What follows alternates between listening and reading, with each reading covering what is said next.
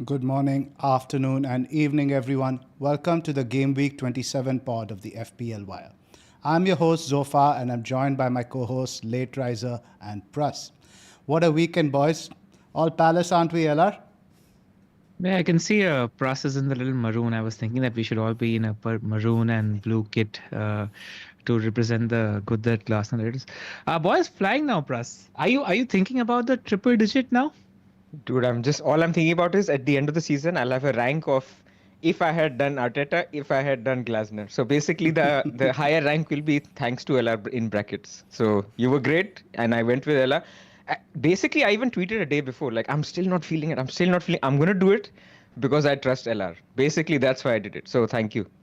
Yep. Yes, man. I genuinely think I tweeted about. I think it says a lot of the podcast in general, and credit to both of you in terms of which is how we work, right? Like we are not stubborn about our opinions in general. We listen to each other. We argue also, and we listen to each other. And I think that's just generally what football is. And it's not like I'll come into the podcast wanting to say something, and if Zoff or you make a good point, I'll be swayed. And it works vice versa, which I think is the realization of the friendship we have and respect for each other's opinion we have, which I think is just great. Yep.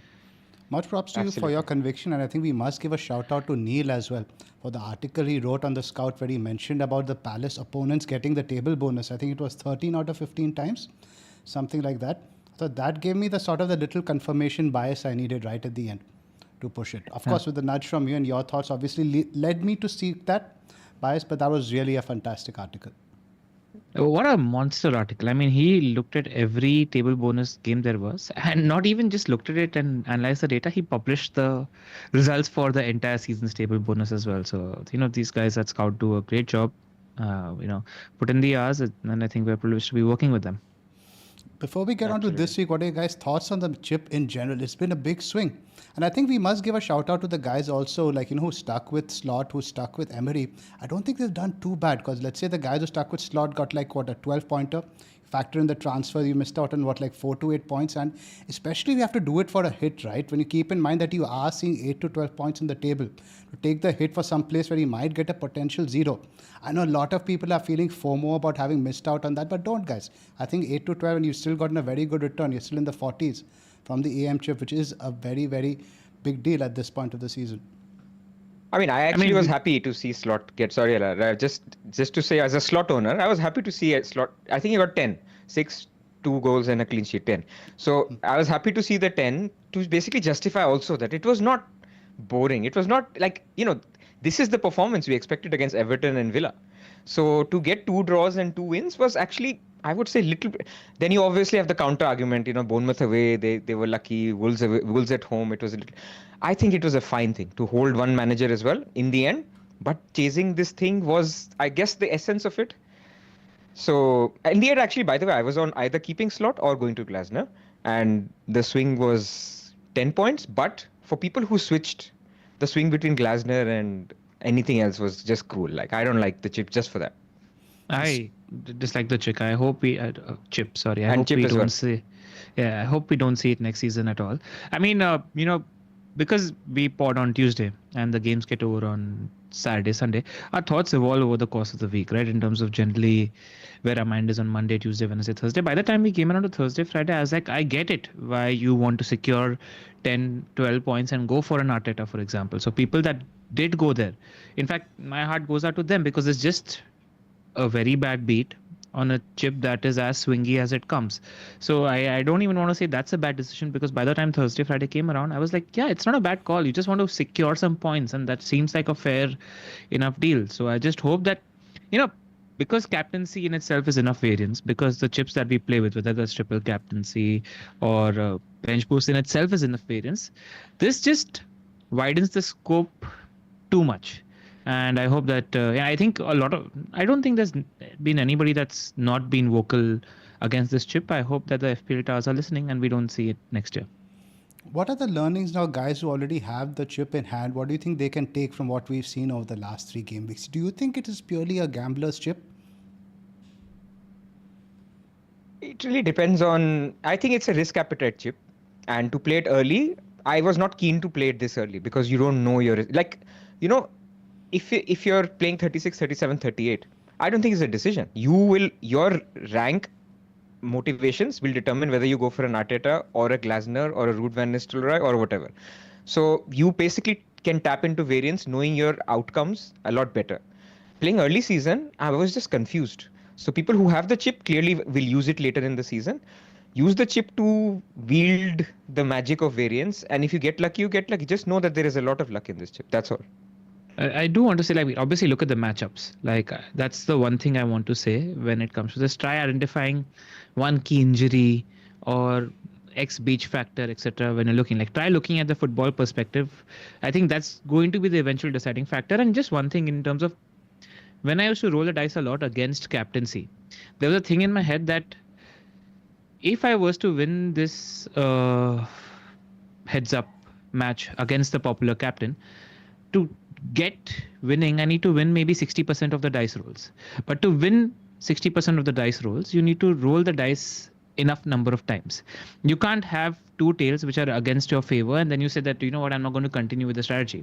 You need to do it over a quantum. So like the advice, which is what I did, is initially I was like, I'll go with the 3 table bonus fixtures and I'm hoping that out of the 3, I get one that sort of averages the consistent returns that everybody gets. So that's what my perspective towards this would be. Fair enough. Yeah. I don't like the chip.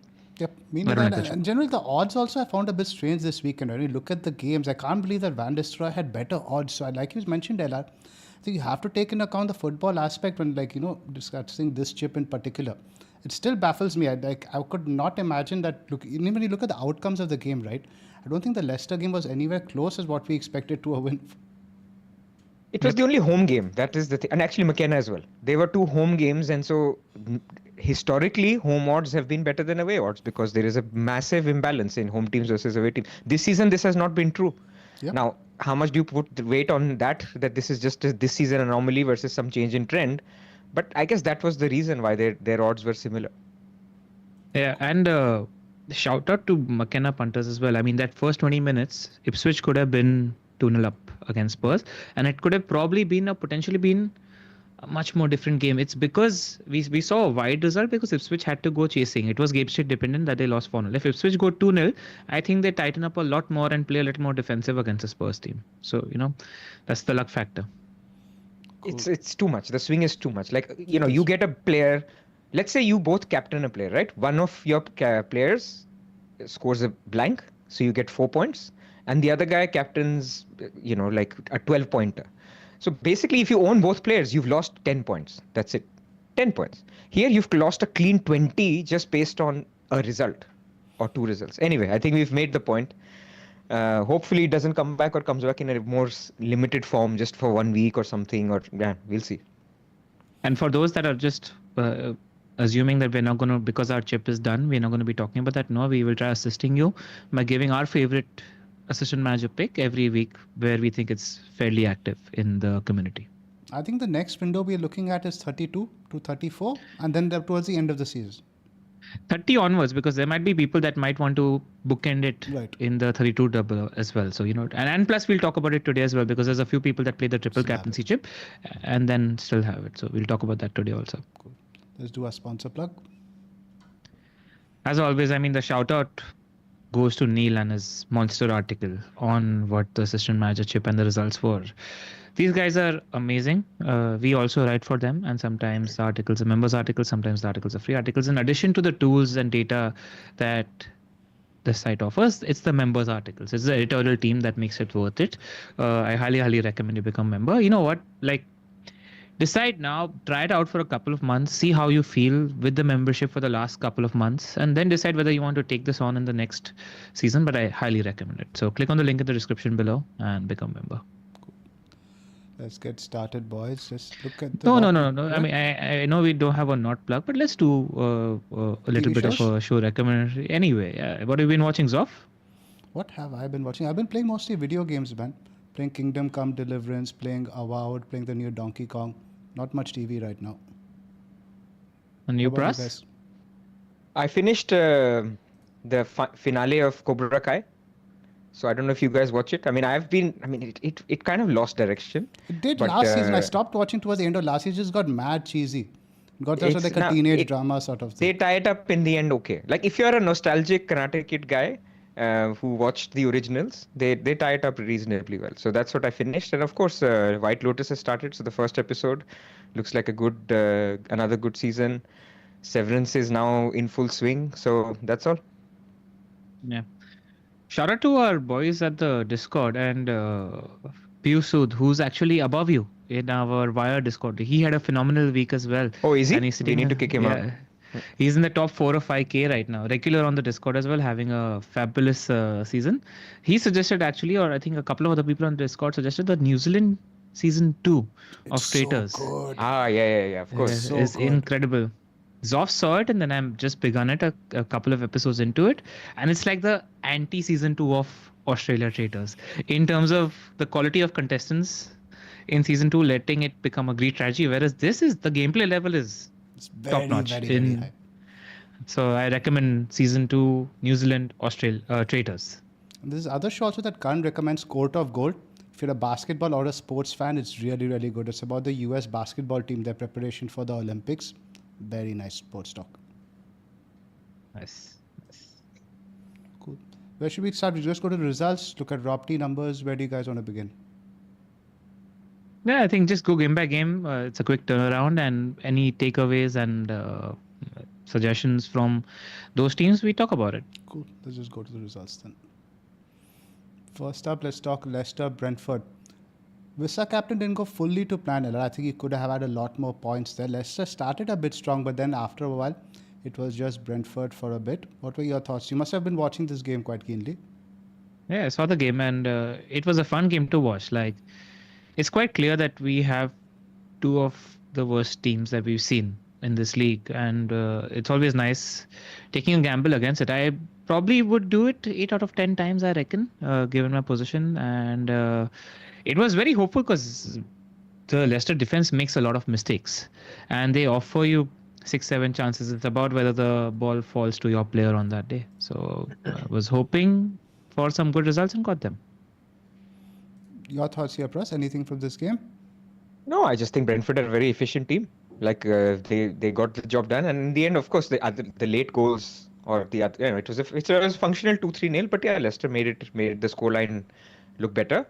I just think it's a great double up because even this week Brentford have a great fixture, and people even captained Mbumo, and we were talking about him being an option as well. The guy is just he's really good. So nothing more to add. Do you think Brentford Go ahead, Ella. That assist. That Visa assist he's talking about.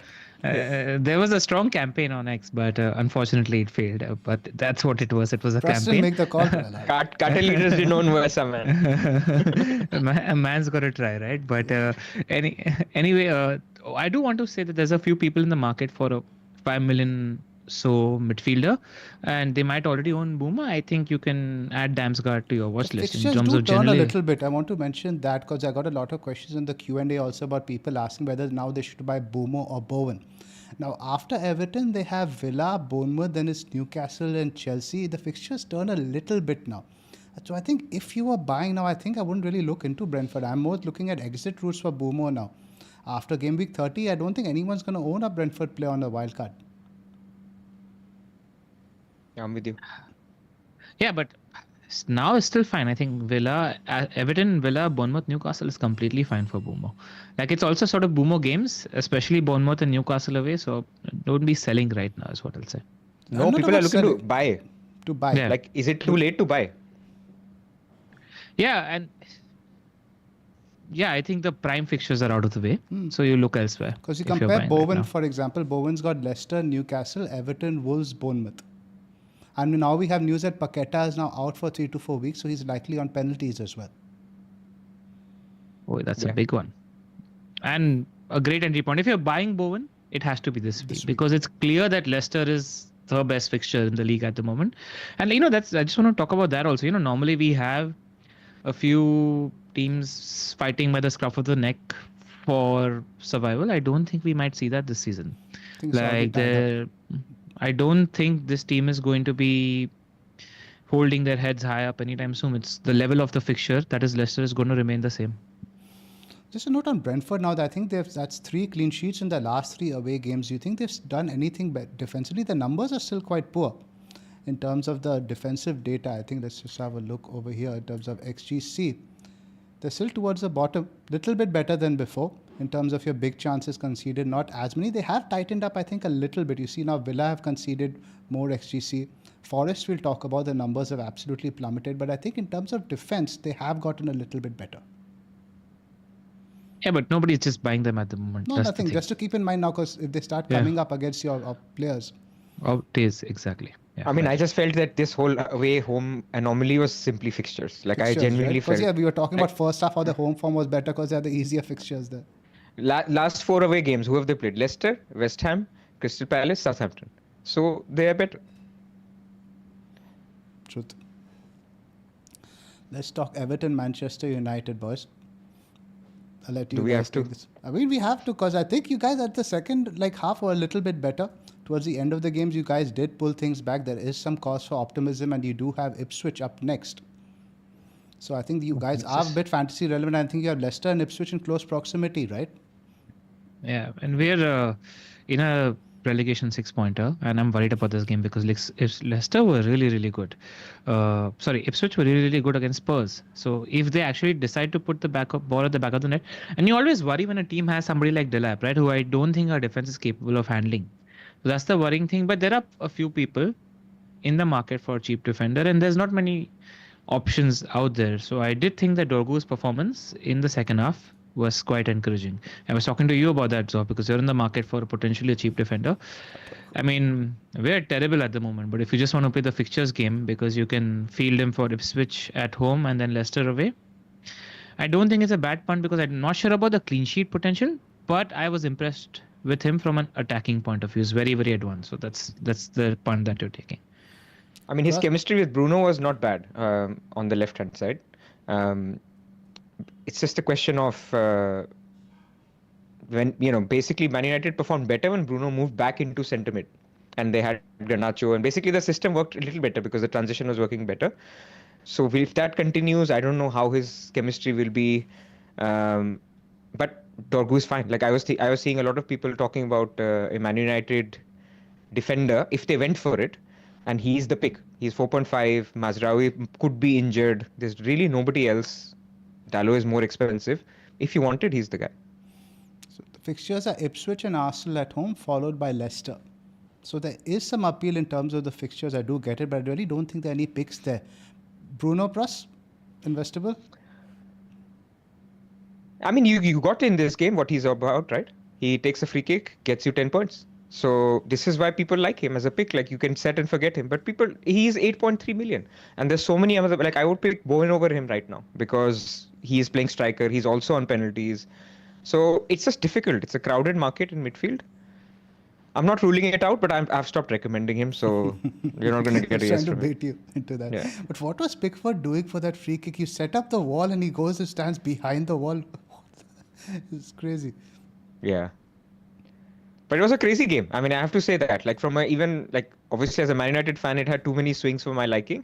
But as a neutral, I imagine it would have been a nice, at least the second half. Like Man United coming back. It's encouraging, honestly, as a fan, when you see your teams doing poorly to at least see some fight towards the end. I would take an encouraging sign from that. But both were low XG goals, right? I mean, if you look at actually the underlying performance, there were not too many chances created by Man United. This is the main problem, and it's been the problem for 3 years. I mean, literally, we're in a flux of just survive the season. As always, has been the case for the past 4 or 5 years. Wait for the summer. The summer is the most exciting part / frustrating part of our season anyway. We just wait for that and hope for a new dawn. Did you see Amarim's interview? Like, basically the interviewer asked him, what did you change? Like the second half was much better. He's like, no, I didn't change anything. We're going to play the same way. We will play this way the whole season until we get it, until we do better. So I actually genuinely think there's a threat that Man United will have a double in 33. People will buy them. I could be one of those, so I'm not ruling it out. Where we are at the point where we have sacked off the season. Like the Premier League, they'll be just like, okay, we'll play the same way and we'll have disappointing results. We'll lose 2 out of 3 or 2 out of 4. But that's just how we'll finish the season. So there is that risk, one to watch for. All the pundits are blaming. I think it's a very convenient thing in terms of they're blaming him to be uh, not a flexible manager and he's sticking to his principles. But when you're trying to build a team, I think I want him to stick to the principles because you're trying to create an identity, and if you're trying to go through the long route, in fact, having a season in which there's nothing to play for is the right time to just start instilling that more and more and more till the team gets it. So I think it's fine. Stick to the principles. Take the bad results. It's nice to see somebody not prioritizing immediate results for a change and trying to build an identity. Yep, agreed. Anything to add on Everton? No, man, good team. What are their fixtures like? I don't think anyone's buying, but it's what Brentford, Wolves, West Ham. Beto still on the radar? Beto was like this cute FPL pick, which was like, oh, it was so funny. Look, he scored in the double week. Now he's getting annoying, actually. Like, like good friends of ours, Abdul, Hibo, they bought him, and I basically this week after he scored, I was like, you guys, you couldn't afford anyone else, and you picked Beto, and you can't celebrate his goals. Like it was really triggering me. It was also because he scored against Man United, but he's as good a pick as any striker from a bottom half team who could be also on penalties. He would have probably taken that penalty.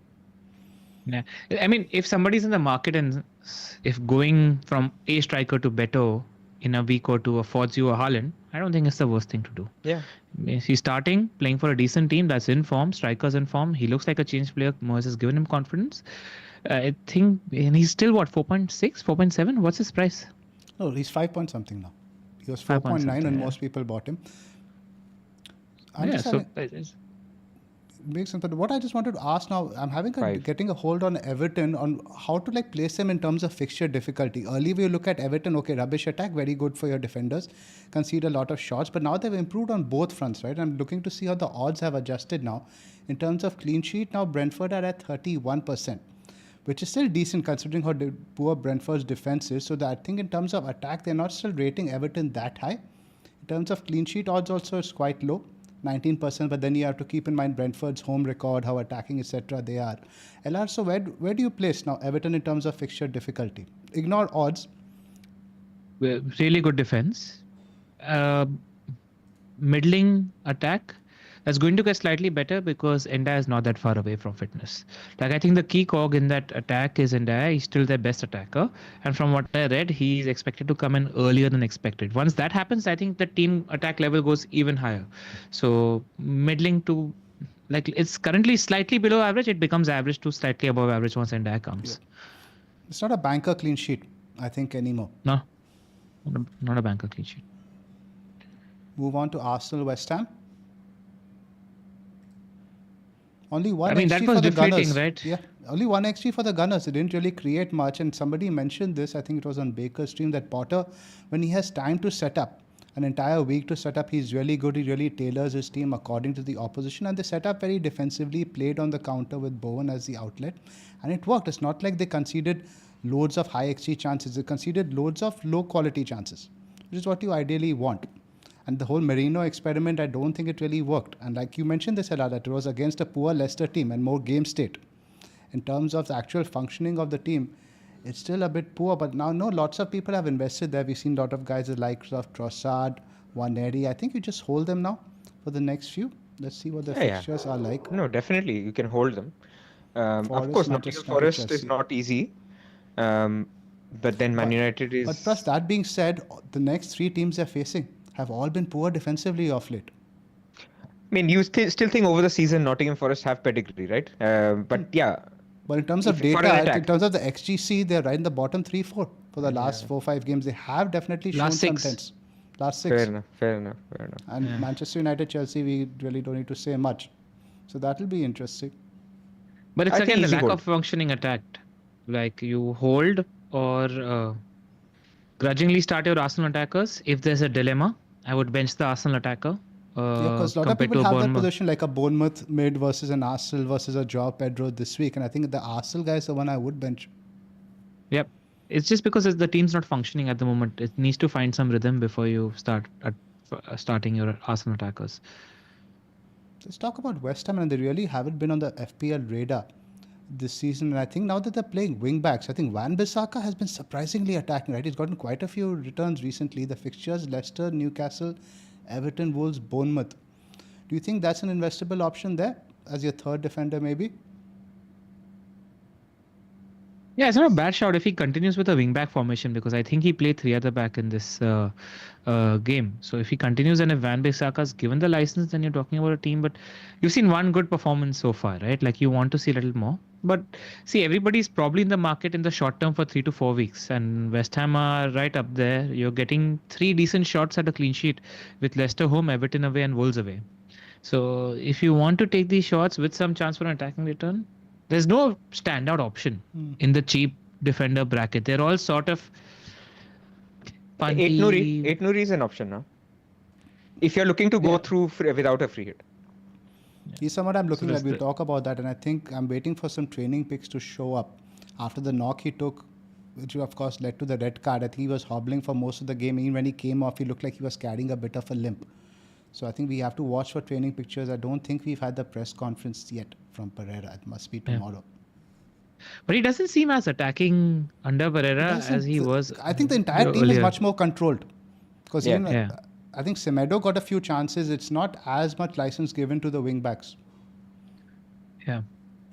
What do you guys think about just in general Arsenal and their motivation now? Because 11 points is a significant gap now. Like, what happens in terms of team motivation, etc. Like, I don't know. Like, in mentally, you might say that you have to keep trying, but 11 points is that point where it is deflating. Like, do you think there'll be a real rollover effect of this?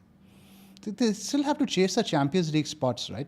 So ultimately, I think it'll maybe the next few 2-3 games is when they might struggle. But once they get the big guns back, you get your Sakas, Martinellis, etc. back from game week 30 on, I still think they're comfortably within the top 3 teams in the league. Agreed. Yeah, and they're big guns, like big guns. I think people coming back will make them. So I mean, what is motivation, right? Like, they always want to win the games. It's how much they win and how much they do well in these games. So I think it's difficult until everyone's back, but everyone's back in 3 weeks, right? So after the international week, in terms of calendar weeks, it's a bit more, but in 3 game weeks. 3 game weeks. But also, I think the opposition, right? It's difficult to gear yourself up for a West Ham, but when you're playing a Chelsea, when you're playing a Manchester United, you naturally motivate yourself a bit more. So that's why I think the next 3 opponents might actually play into that. Yeah, agreed. Even West Ham is a London derby, right? So it is, but it's different from hosting Manchester United or Chelsea. So there's a question: is double Arsenal defense too much? I think Arsenal defense is okay, man. Like, where are you gonna go from? Like, if you're not free hitting in 29, you just keep your whichever Arsenal defense you have. If you have 2, keep, unless you desperately need money for something else. As a standalone option, I think they're still okay. I can't see where you'd move. I guess maybe from Rea, like, you're not even spending a goalkeeper transfer now. It seems a bit of a luxury because it's not even like you need money, right? We all have money to spend, not like shortage right now. I mean, if you're moving from an Arsenal defense, you go to Guardiola. Like, you take the punt there. But this week is Tottenham. Genuine. Yeah, but that's the option I take because he's offering you points potential at both sides of the pitch, and you're hoping that Diaz is over his fitness problem. And I think eventually, over the course, the fact that City don't play European football now will start benefiting them.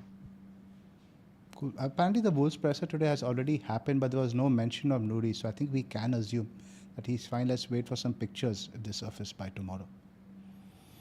So let's segue into that game. Anything from the Arsenal West Ham? That's it. We discussed what we needed to. Bournemouth Wolves, I think there's a lot to unpack in this game. Let's talk about the Cherries first, and let's talk about Evanilson. Now, there were some quotes from Iraola after the game where he mentioned, and just providing a short summary, that basically Evanilson was there just to take in the sights and sounds, to get the feel of being in the matchday squad again. He hasn't trained. He needs a lot of training first to get back to fitness. So I still think he's about, what, Pras, you think 2 to 3 game weeks, at least 2 to 3 calendar weeks away? Feels like it, but it's very odd, these quotes that he's putting out. Like, what is he trying to say? You know, there's a little bit of a translation thing. Like, I don't know what he's trying to say by saying he has had not a muscle injury, but it's a bone injury, so he can't kick a ball. Is he saying that he is not able to train for a long time? Because that's what he said. Yeah, but now he can train, right? The problem is that he mentioned is that because the games are so short, and a lot of other Tielemans also mentioned this. He said that Villa have literally the last weeks not been training.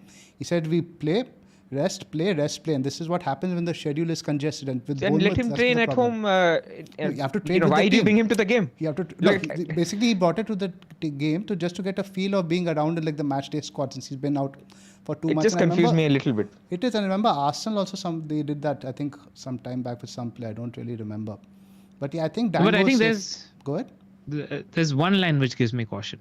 He says that if we were 11v11, I would have given him some minutes, which is the key line in all this information as well. But I'm with you. Like, I think Dango's safe for this week. But after this week, minutes get a little dodgy. But I think that Dango takes the third midfielder slot anyway, because he's been really, really good to not warrant being usurped from the team. Or I don't even know if Evan Nielsen is going to be first choice striker when a player like Dango has shown so much form as well. So there could be some minutes sharing there, and then Utara plays on the right wing anyway. But that was the bit where he said that, if it was 11v11, I could have risked him for a few minutes. So that line gives me slight pause. I don't think it's a panic thing. Obviously, you won't buy there. You'll be put off there now. But I don't think we're going to see like a surprise Evan Nielsen start. I think we're going to see at least a couple of bench appearances. We'll get some sort of forewarning before we need to take action. One bench appearance, because you should know that after this game week, we have a substantial 10 days before the next game week is in play. So next game week is where the real question marks begin. Well, there'll be the FA Cup game. If I remember, Bournemouth are still in the FA Cup. So they will be on the weekend an FA Cup game. So again, we'll get another clue, and that will help us maybe assess whether you bench him. Like, everybody has 8 attackers at this stage, and if there is one dud attacker, it becomes a question primarily for 29. That's you a pray. concern. You pray. I think if you have him, you pray, and if you don't, I think you don't go there. And this swinging of who is the best Bournemouth mid, probably Semenyo is probably now the best Bournemouth mid. Yep. And there's also some quotes after the game. Now the big thing now, there's obviously lost Zaba. So that there is a bit of a hole at centre back. Now they didn't really have anybody on the bench, and obviously Hill has been playing at right back recently. So even Neil's recent predicted lineups, he expects Hill to now go to centre back and Lewis Cook to drop to right back, which in turn has a cascading effect on the rest of the team. I guess now Tyler Adams goes into midfield alongside Christie, and also now Iraola mentioned that they've had to expend a lot of energy. We know that Bournemouth, as it is, play with a high press, very attacking, very physically demanding style. Now with a 2-day turnaround, anyway, he used to rotate. You go back to the previous, like there's precedents where he chops and changes. In terms of minutes predictions, I think obviously we know now Semenyo, that's nailed. In terms of strikers also, you have to say that Utara should have a good chance of starting, right? Because he's pretty much the only centre forward that's been playing. But now Kluivert got subbed off around the 73rd minute. Tavernier played 90 minutes. Now they do have options on the bench now. Sinisterra is back. Brooks is there. Do you think any of the attackers have a chance of missing out? Not this week. Not this game week. Yeah, because it's important. They're sort of having a game against a team that is pushing them in and around Europe as well. So it's an important game for them where they need to get 3 points. And they're very much in the hunt for that 4th place as well. I don't think they're ruling themselves out of that contention. So they're treating every game as a must-win game. So I'm expecting the first choice starters to start. Maybe, if anything, game state dependent, limited minutes. I think one of Tavernier or Kluivert is going to get benched. I don't think it'll be Kluivert. I think it'll be Tavernier, having played the entire 90. He's also recently just come back from injury. You could put David Brooks on that side. Not a bad swap. Yeah. But again, I think Kluivert's minutes, no? Go ahead. I want to mention that in terms of the game, even before the red card for Bournemouth, Wolves were the better side. Like, they've been improving. This trajectory has been positive for a while now, and they just look like a team that is in a good moment and is going to be in a good moment. So a team that is now stumbling upon good form as well as good fixtures. Let's talk benching decisions. This is a big one, I think, for many people, including myself this week. Now, we have double Bournemouth mids and Joao Pedro. Now, the fact that Bournemouth are going to be missing their first choice centre-back pairing, they have had this short turnaround. Brighton have improved a lot. They got 4+ XG against Southampton. Makes me lean towards starting Joao Pedro. We've had Hurstler's press conference today. He doesn't think Welbeck is going to make the squad. Let's not even talk about the whole pet turtle rumour that we're talking about Welbeck, whether we don't know how true that is. But if you guys had to pick one Bournemouth midfielder to play this week, and primarily I think the guys that people have are Dango, Kluivert and Semenyo, Who do you think would be a must start of the three? Ella? Semenyo, given the minutes, like has to be like you think he's strongest for minutes. There's no doubt there. And it's so tough, right? In terms of Because in one Utara game, anything or can happen. One game, like anything any can of the happen. mids can haul and any of the mids can blank. Yeah, my first instinct to you was to tell you to bench Pedro, but now I don't want to say that because the injury problems have mounted at Bournemouth. It's tough between Clivert and Utara. I do think that Utara's a securer bet to start this game, given they don't have a striker at the moment. So I would say that Clivert would be third in the pecking order if you have a bench dilemma. But why are you guys worried about Clivert's start? Like, when has he not started?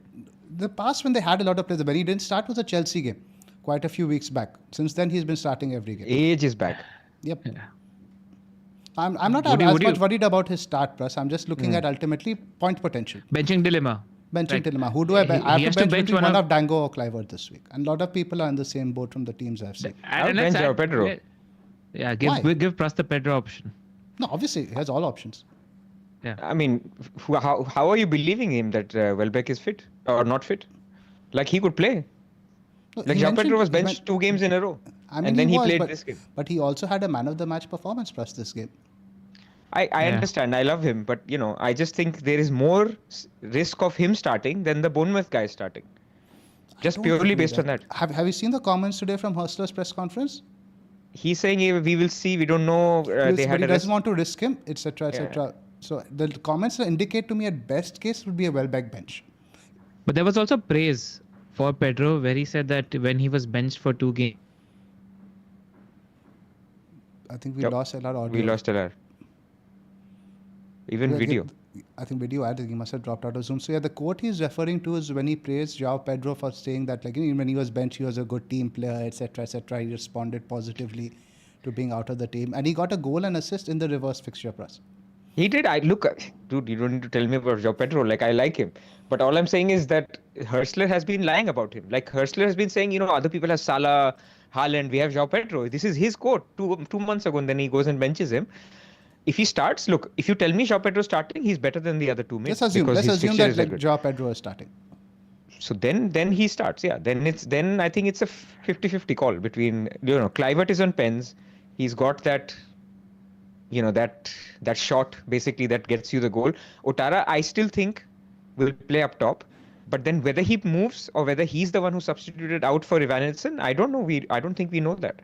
I don't think there's that much of risk. Again, the 10 minutes thing is there, but there's a classic dilemma, right? Ultimately, you also have to take, when I have such a decision, I usually take ownership into account. Now, you're talking about 50, 60 EO for Clivert. Dango is much lower. So the potential for damage as such is much higher if you bench Clivert and he goes off. But ultimately, looking at pure points potential, today I'm looking at the reverse. Now, today, if I wanted the maximum gain, I'd rather go for a 15% Dango, who in open play definitely has a higher ceiling than Clivert. Clivert is the penalties and the set pieces, but if you're talking about pure open play potential, I don't think there's a contest there. I'm with you. So you're leaning basically Clivert. I'm leaning towards benching Clivert and playing Dango. Yeah, but I'm simply right now on benching João Pedro simply because I think I'm not 100%. Like, maybe there'll be more quotes. I'll have a look. That I'm not 100% But that if he you were starts. to play one of the Bournemouth mids, which one would you play? I think it's the same thing. So your logic works for me. Like, if that's how you want to do it, like, one has potential. We're gonna come to Salah and Palmer and similar decisions. It's a little bit of risk appetite question. There's not much from an expected data or even expected points point of view. Yep. I'm wondering what happened to LR. I hope his internet didn't die. I thought he would have rejoined by now. I'll send him a WhatsApp. Just have a So look. Go ahead. We should talk Wolves as well. Yes. Very, very good. Lots And of like people I looking at mentioned Wolves. before the red card also, they were threatening. Cunha now, I think, is absolutely gold, man, over the next few weeks. And I think it's a very close decision between him and somebody like a Marmoush, who LR did go for. Cunha just seems so talismanic and involved in everything, because even after he scored, he set up a couple of very good big chances. Yeah, it's all BPS then, plus BPS, big chance created. He's good, man. Like, what makes me happy? Like, all the Cunha points, like, people get it. Like, he's good, man. Like, it wasn't just, of course, there is luck involved when you scored that many points. But I just think, a lot of people like me who don't have Chris Wood or Cunha, And genuinely, if you go for one, then you're probably saying no to the other. And similarly, when people already have Chris Wood and Isak, they're genuinely deciding should they go for Cunha and let go of a Mamouche or even a Haaland. These are the decisions, and I think it's a big one. And this is why I'm actually hesitant to commit this week and wait another week. Maybe it's too late then, but it's a big decision. Like, Cunha's fixtures are very, very good in the next 3-4. You can actually, especially if you're wildcard 31, you can get another Southampton game and then a West Ham at home game, although he even plays Ipswich. Like, if you're not decided about your wildcard window, Cunha makes a lot of sense. LR, we were just discussing Cunha versus somebody like a Marmoush for the forward pick, and now obviously now you're a Marmoush owner, you would have watched Cunha also. And I know Cunha is somebody you were looking at. I remember some of the players you mentioned. What tilted you towards Marmoush versus the Brazilian? My rank, and I wanted to stay away from the template, and I saw him as an opportunity to go away from the template. And I absolutely, while there was worry about minutes, I was just thinking about the player, and I think he's probably their second best attacker in the short time that we've seen him. And the fact that he just reminds me so much of Suarez in terms of his selfishness and how aggressive he is when he's playing football, and a couple of high upside fixtures in Spurs and Leicester, right? So I thought there's a chance here, and I want to try catching a haul before everybody jumps onto the bandwagon, which is this week against Spurs. But I have no comms against anybody going for Cunha because it's a team on a upward trajectory. I think his minutes are going to be better than Mamouche's. The reason I did not go Cunha was because I wanted to be anti-template, but I think Cunha as a pick is just very, very strong. Almost in a no-brainer category where there are no red flags there. Just a good player in a team that's on an upward trajectory. Talismanic. He's had 3 bonus points 9 times out of the 21 stars that he's had. So his goal is almost like a 2-pointer or a 3-pointer in terms of when he scores, he does so much of the other stuff that's good. So he's just a good pick. I think people need to decide, and Wood, right? People need to decide between Wood also, because I don't think Arsenal, City, and who else does he have? Ipswich, 29. 29 is a captaincy shout. Just these 3 fixtures are not as tough fixtures as we perceive them to be, and he's just talismanic. So out of the 3, again, not sitting on the fence, if you were to just pick purely on merit, I would go Cunha, but I do think there's upside with Mamouche. Definitely. There are a lot of questions on the Discord, people looking to buy Cunha this week for a Joao Pedro and a Gakpo, and I think I would like to give that one more week, because with Gakpo in particular getting the Newcastle and Southampton fixtures, and now keeping in mind now Liverpool after Newcastle will have a weekend off and then they'll play PSG. You need to get some minutes in Gakpo's legs before that, right? So Gakpo is very likely going to start now against Newcastle. And we'll talk about Liverpool's schedule now. They've got the dreaded Wednesday, Tuesday turnaround in the Champions League. So that Southampton fixture might see a bit of rotation. But the way Darwin is playing now and the limited minutes that Gakpo has got, I think alongside Salah, he'll be the guy second most likely to start that Southampton fixture. Do you guys agree? Now they're doing this hybrid dual 10s also, right? With that was with the Man City sort of setup. I think more horses for courses. I think they might try it more against Southampton and others. Like, okay, Darwin can of course start. Like, he may not never start, right? Southampton is actually the fixture to start him. Get some confidence back, yep. Yeah. I don't think Gakpo is a hold. Like, how this plays out is waiting this week is perfectly fine, because you get to assess all 3 options for a week more, because it's not the best entry point for Cunha or Wood this week. So you give yourself time to see if there's anybody else knocking on the door, and you give your strikers that you own a decent, because Pedro has a decent fixture and Gakpo looks like he could start as well. If you're somebody who's made up your mind that I'm going to punt on Marmouche, then enter this week. This is a good week to enter Marmouche. Yeah. So that's the logic. If you're sure about Marmouche, then enter this week. If not, then you can afford to wait for a week and assess your options longer. But I don't think you can go wrong with Cunha or Wood. They're both perfectly good options. My idea is to transfer Joao Pedro out for Cunha closer to 29, I guess. Because I think, again, 29, Cunha is again a legit captaincy option. Southampton are still leaky. And in fact, they're much worse at home. The data shows that they're much more leaky at St. Mary's. Yeah. And there's a certain just about Marmouche, I just want to add while we're talking about it, there's a perception that he's better when Haaland is not there. It's exactly the opposite. He's much better as a player when Haaland is there, because Haaland occupies 2 centre backs, 2 defenders at least, which opens up space for him. which is why he gets his shots off. That was exactly the ploy and play against Newcastle where he got his hat trick. So you would hope that Haaland is fit. For the slight downturn in expected minutes, his output might go up, is what I reckon. This theme is going to continue, right, for the rest of the season. We are going to have a lot of good strikers and not enough positions, because Isak probably stays. If people go for Man City strikers, that's done. Like, you can't do anyone else. Yep. And then you have Chris Wood lurking around. And then you have Chris Wood. Mateta might have a double. Mateta is obviously very good. Watkins might have a double. It'll be very interesting. Is it? Especially because Salah might have the league clinched by Gameweek 34, but just Salah is chasing so many records. I was looking at that. He is chasing the record for maximum goals. He's chasing the record for maximum assists. He's chasing the record for maximum goal contributions. Like, even if Liverpool have nothing to play for, you just know Salah is going to be playing for all these records. He's aware of all of them. He's probably got them tattooed somewhere we can't see at the moment. Like, he is aware of all of them. If you know what Mo Salah is like, he's aware of every single record. Yeah, so it's going to be very interesting, I think, from Game Week 30 on. I said, but where are you guys at in terms of where are you going to eat the value? Is it if it's going to be one of Trent if it's going to be one of Salah or Isak? Where do you think you're going to eat the value? Just find it so hard to sell Salah now, man. With Isak, I'm just hoping Callum Wilson somehow starts getting fit, starts getting more minutes, in which case I might look at it. But even that, I don't think is going to happen. I'm going to keep Isak, for sure. Yeah. You're going to keep Pras. Pras is... Yeah. Like, you remember what happened to Jazzy LR? Have you seen what happened? Do you remember the earlier point in the season where Jazzy was flying high in the top 5K? He sold Salah to get Haaland. Just died from there. But Jazzy is like me in the sense he likes to play aggressive FPL, so he's taken more than a few gambles. But he's always like that. He's an all or nothing manager. So shout out to Jazzy, man. Balls of steel. But I want to talk about the Wolves defense now. I'm looking for a bit of an edge here because I'm a bit worried about Fulham, right? And just want to talk to you guys. I mean, I think a lot of people will be in this position now. Robinson is close to 40-50% ownership, very firmly entrenched in the template. So I think there is space to take that on, right? Now you look at Fulham's fixtures. It's Wolves away, Brighton away, Tottenham at home. And I'm not proposing you sell Robinson, right? You possibly keep him for 29. Now look at somebody like Greaves.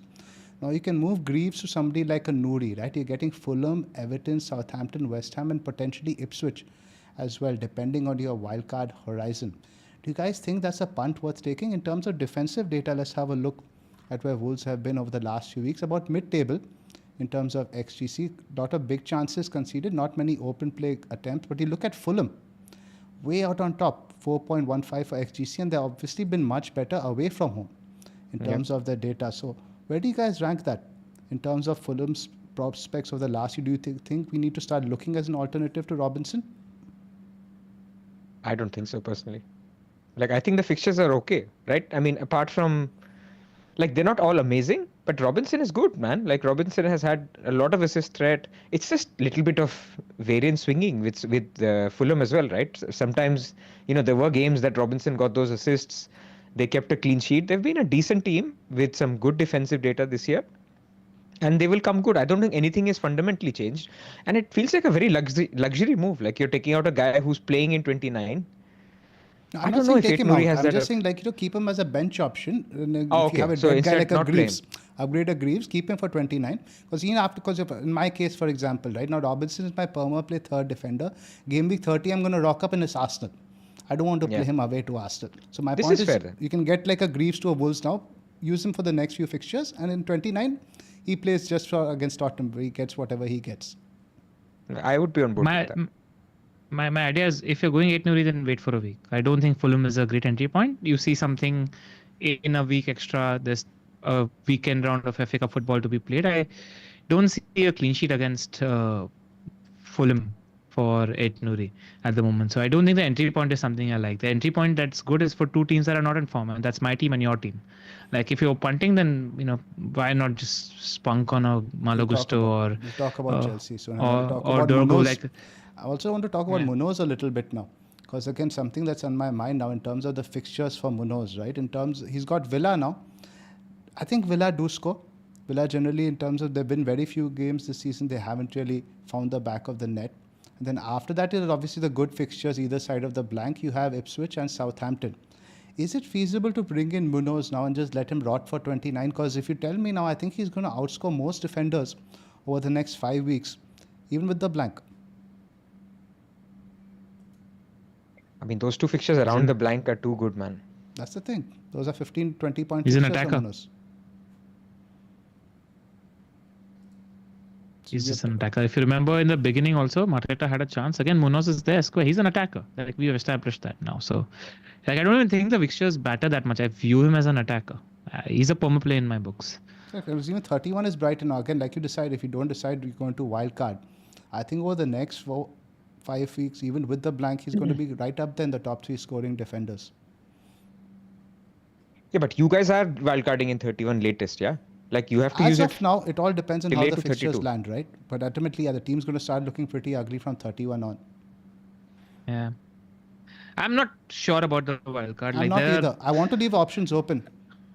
Like, but okay, fine. This is a better discussion for after the FA Cup weekend. Exactly. It's Exactly, next pod exactly. discussion. Yeah. But yeah, I'm just saying, like, I think 31 looking at until 31 is fine, which is why Wolves is great. But after that, if you're going really, really long term, then yeah, you need to get. Then Munoz is the better argument. He has a double in 33. Absolutely. So I don't know. I'm still very tempted to buy Munoz this week. There's a bit of FOMO there, but I do think Villa score. Yeah, and I think Rashford starts now, and he was the danger man against your team. Like I think Chelsea were really, really good for the first 60, 70, and once Rashford came on, you're fizzled in the last 30, 40 minutes. We'll come to that game. Interesting game to talk about. Yep, and also I watch Palace obviously very closely this weekend more than any other, right? The way they work away from home is very different from what they do at home. It's a very different setup. They had a close to 30% possession of the ball against Fulham. You simply cannot do that in a home game. At Sellers Park, you can't do that. So it is a very different setup, and obviously that's leaving them a lot more open on home turf. It's not a pure coincidence that they've got these better results away. Something else to keep in mind. Yep, good shot. Now, in terms of Fulham, I think we've spoken about Robinson. In terms of the strikers, I don't think really punting there. There's Jimenez. I think Muniz gets a bit of rotation in this one. Even though Jimenez is against his old club, you could give him a shout. Again, Mateta, similar boat as Munoz. Is he purchasable? Yeah. He's just competing against so many other good strikers. We have good strikers, right? We just spoke Cunha, Marmoush, etc., with the fixtures, but the data is so good, man. I just want to give a shout out here for Mateta in terms of XGI, top of the league. And this is in terms of, this is obviously with penalties, in terms of XG non-pen. Way on top. Salah has had 2. Mateta has 4.31. That's how good Mateta has been. And he's finishing his dinner. Finishing is, and look at Salah's data, and this again ties into our captaincy. It's actually not been that great.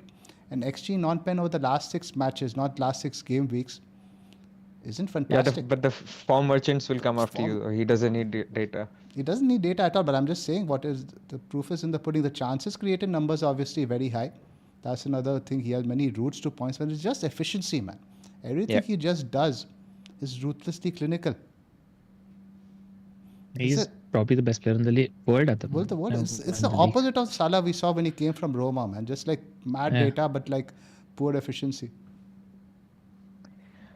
I mean, look, for Crystal Palace are basically, you know, we keep referring to discussions where free hit is not played. There's lots playing free hit, and they are absolute buys, like triple up. Like, I guess the question is for people free hitting in 29, who is the third? So Munoz and Mateta are the obvious ones.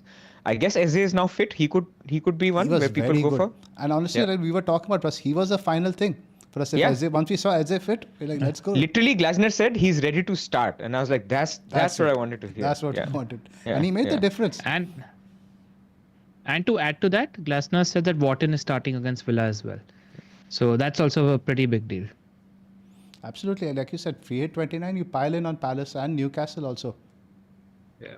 There's a table bonus game this week also for Mr. Glasner. Spot on. We will talk about that for people on Assistant Manager. Yeah.